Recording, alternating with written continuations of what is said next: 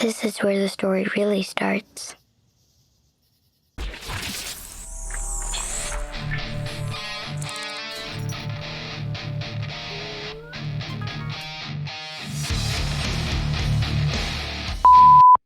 What is going on, y'all? So, Weapons, Zach Kreger's follow up to Barbarian hit theaters tonight.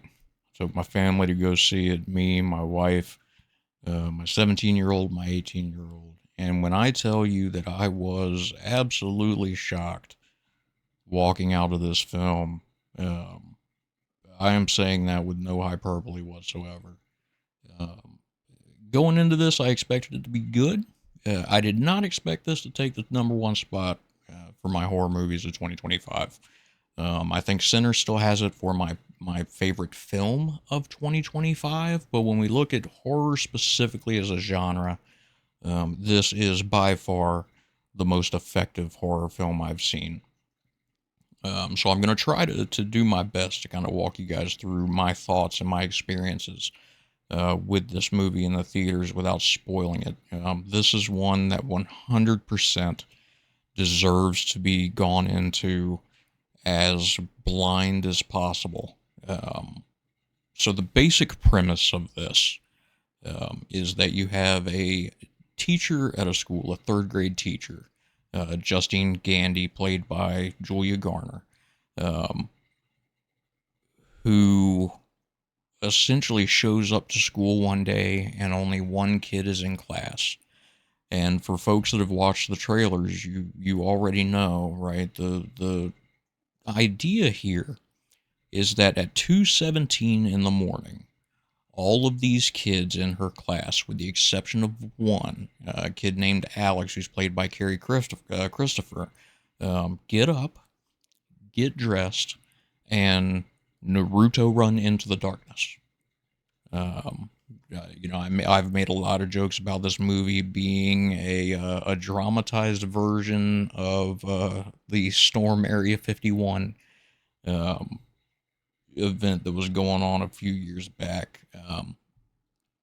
But the story goes from there, which frankly surprised me. Going into this, I thought the movie was going to be specifically about the events leading up to these kids taking off, and the search for them. And while that does play a part in the film, it is much, much more a study of the immediate aftermath and the aftermath shortly thereafter. So the trailers that I've seen thus far, I believe there's been three of them up to this point. Do not spoil anything, and I give everyone involved a lot of credit. The gentlemen or the individuals, gentlemen, women, ladies, whoever did this, did an amazing job with these trailers. They gave you just enough to hook you and to pull you into the theater, but not enough for you to really know where it's going. Now, all of that being said, this being my number one horror film of the year, this is not going to be a film for everybody. Zach Kreger, I think, shocked a lot of people with Barbarian, and with the tonal shift that we dealt with in that film. Right, we went from what felt like an isolationist horror with a bad dude in a in an Airbnb to something that was entirely different. This subverts expectations in similar ways, not in a negative way, but it is in some ways that I think not a lot of people, but I think some audiences can find, or audience members rather, will find jarring. For me, I loved it. I went in expecting one thing, I got something different. That check number one for me, enjoying the hell out of it. Julia Garner, Josh Brolin, Alden Ehrenreich, um, Amy Madigan, Benedict Wong. I mean, the cast in this film is superb, absolutely superb. And much like last year, I believe 2024 was the year of Dan Stevens. I'm beginning to think that 2025 is going to be the year of Julia Garner. As much success as she had on Ozark, she's really starting to come out as a very, very strong contender in the on the big screen. Her turn in The Wolfman, Lee Whannell's Wolfman, was extremely well done. I'm a huge fan of that film, and she's doing amazing work. And this is no different. This is a different character for me to see her in. I did not watch a whole lot of Ozark, but she does it very, very well. Josh Brolin is always good. I mean, I don't know that that guy has put in a bad performance in a movie since Goonies. He may have been in some movies that I didn't care much for, but his role in those films was always enjoyable and very well done. Um, Alden Ehrenreich, who plays one of the cops in this movie, I had never seen before, I don't think, but he was very good. There's a couple actors in this movie that I did not expect to see, but was very happy to see. For folks of Barbarian, I think you'll have a smile on your face when one of them shows up. And Benedict Wong. Can we just can we admit that this dude is a treasure? Like, can everybody agree on that? I mean, but Wong in the MCU, right? We got him in this one. We got him in the Three Body Problem, where he's absolutely outstanding. Like, the guy can just do no wrong. And in Weapons, he does a great job as the principal of the school, where Julia Garner's character Justine works. And he does a very good job of maintaining a sense of gravitas and a sense of sympathy for the characters that are going through various events. But he's also very, very funny. And this is a part of this film that I think audiences really need to take a look at. This film is funny as all hell at parts, and not just like, haha, that's funny because it's messed up, but like just genuinely funny lines.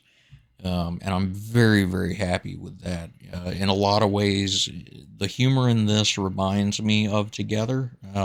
It's a different delivery, a different type of humor, but I love when people use humor and realistic comedic dialogue and events to allow us a break from the tension, and in doing so ratchet up and amplify that tension. A lot of funny moments in this movie. Now, from a horror standpoint, I am not one that scares easy. A jump scare will get me from time to time, but I consider that more startling than scaring. This movie had some truly frightening imagery. And it wasn't frightening in that it was gory, although there is gore. It wasn't frightening in that it was just emotionally draining, all of the Hills Have Eyes remake or anything like that. It is just a very intense film, um, for quite a few moments, and again with humor breaking that levity. Now, the narrative structure in this film is something that I was not expecting. This harkens back very much to Lee Whannell's Wolfman in some ways, um, but it breaks down the narrative by character. And there's been a couple films that have done that here recently. 825 Forest Road is one that I thought did it very successfully with the scale that they were going for. Weapons handles it better, I think, because not only is it a situation where you are seeing these characters work in or exist in this world in parallel with each other, even though they may not be co-located. Um, each story that you go through takes you farther down the narrative path until it all culminates in the climax of the film. And the climax of this film is one of the best that I think I've ever seen. I will revisit that later on because the recency bias I think maybe tainting that a little bit. But having just seen it tonight, the culmination of the story arc in this movie is batshit crazy, and I absolutely love it. Um, Absolutely love it. It's super good.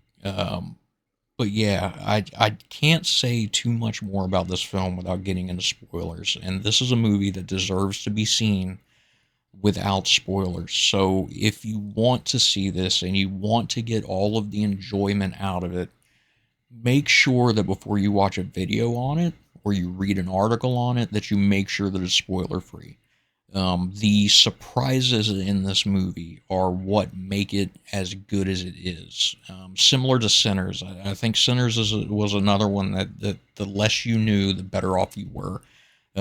Together is the same way. Really, that's true of any damn movie. Contrary to what the MCU and Blumhouse would like to do or like to let us think with trailers, you don't have to give us everything. In fact, it's better if you don't.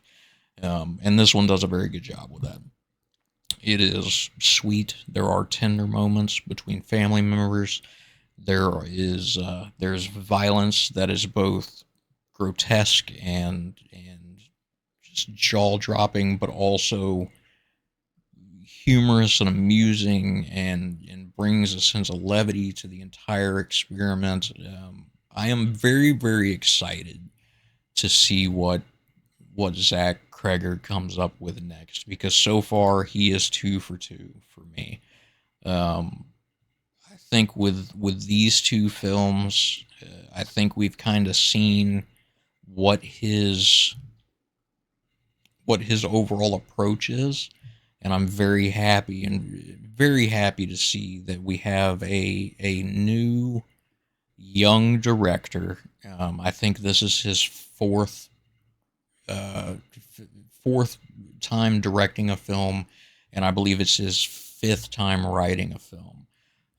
But he has a very obvious, well, not obvious, but he has a very unique and very, what's the word I'm looking for here? Like when you watch a film, there's certain directors when you watch a film, you know it's theirs, right? Roland Emmerich is that way. Martin Scorsese is that way. Christopher Nolan is that way. Zack Snyder is that way, but it, that's a discussion for another time. I think that with this new batch of directors that we have coming along, um, uh, Osgood Perkins and Zach Kreger and Lee Wanell might be the three strongest individual talents that we have. Um, Strictly in the horror space. Obviously, when you start to stretch that out farther, you have individuals like Ryan Coogler, who also has a very Coogler-esque feeling to his films. Jordan Peele is similar in that way, but Kreger's right up there. If the dude keeps working on projects like this, then shit, just take my money. Just I'll watch anything you put out. Um, would be very interested to see him do uh, work in another genre. I have not watched any of his non-horror. Well, let's be honest. I've watched Barbarian and I've watched Weapons, but I think after seeing how much I enjoyed Weapons, I am going to go through the rest of his filmography and kind of see what he's working with. But yeah, again, short review, kind of to the point. I know I didn't go into a whole lot of detail. That's by design. This is a film that deserves to be seen as blind as possible. This is a film that I believe deserves to be seen in theaters. There is imagery in this film and a mood in this film that you will not fully. It will not hit as hard on the small screen. Um, Thankfully tonight, the small theater that I went through, the auditorium I was in was maybe half full, which is that's a pretty good sized crowd for the theater that I normally go to, and it was an outstanding experience. Laughter, screams, couple holy shits.